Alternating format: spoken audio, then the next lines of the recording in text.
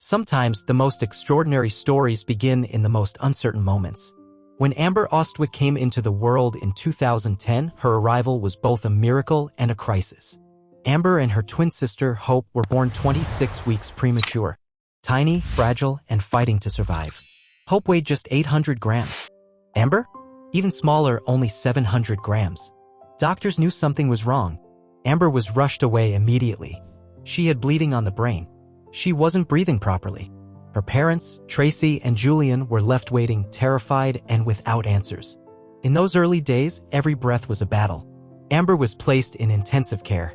While Hope began to gain strength, Amber's condition remained critical. She couldn't breathe on her own. Eventually, she had to undergo a tracheostomy, a surgical opening in her throat, just to get air into her lungs. The procedure saved her life, but left her unable to use her voice. Amber was completely mute. And this was only the beginning. As the months went on, more challenges surfaced. Amber was diagnosed with cerebral palsy. Her legs were weak. She needed ongoing therapy, surgeries, and constant care. Her parents were told their daughter might never walk.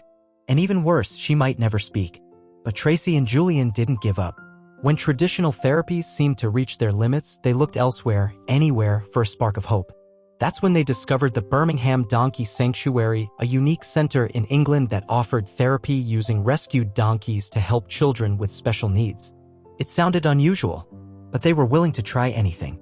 That's where Amber met Shocks. Shocks wasn't just any donkey. He had his own story of survival. In 2010, the same year Amber was born, Shocks was found in a field in Ireland, injured and neglected. A too small collar had cut deep into his neck, and in a desperate and cruel attempt to help, someone had poured bleach on his wound. Shocks was in terrible pain, terrified of people, shut down. But under the care of the sanctuary, he began to heal physically and emotionally. And soon his gentle nature emerged. The staff believed that Shocks, once broken himself, might be able to connect with children who needed healing too.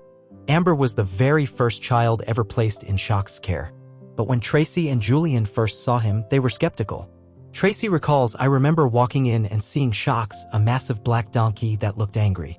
It wasn't the warmest introduction. But Amber? She walked straight up to him and gently hugged his nose. From that moment, they were bonded. Shocks would lower his head to let her wrap her arms around him. He was calm, patient, loving.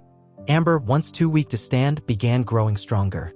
She even started riding Shocks around the stables, something no one had expected. For the first time, she had a friend, a partner, a connection, and something in her began to change. When Amber turned 3, she became eligible for a surgical procedure that might give her the ability to speak. It was a long shot, but her parents were hopeful. The surgery was performed. Afterward, Amber was quiet, as always. Then one day, at home, Julian sang to her. Just a familiar tune, hoping for a sign. And Amber laughed. For the first time ever, they heard her voice. Not a word, not a sentence. Just laughter, light and joyful. But it was enough to make them cry. Weeks later, the family returned to the donkey sanctuary. Amber was reunited with her beloved Shocks. At the end of the visit, she hugged him tightly, as always. And then quietly, gently, she placed her head near his ear and spoke her very first words. "I love you, Shocks." Julian and Tracy were stunned, overcome. The voice they'd waited years to hear came out of love. Pure and simple. Amber had spoken. To the one being who had helped her believe she could. From that moment, she never looked back. Amber kept progressing, slowly, surely, guided by love, therapy, and the unwavering support of her family and her best friend.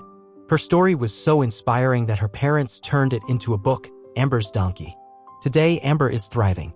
She walks, she talks, and she smiles wide and often. Shocks remains by her side, as beloved as ever. Two souls who had faced darkness found healing in each other. As Julian once said, "I'd say they healed each other."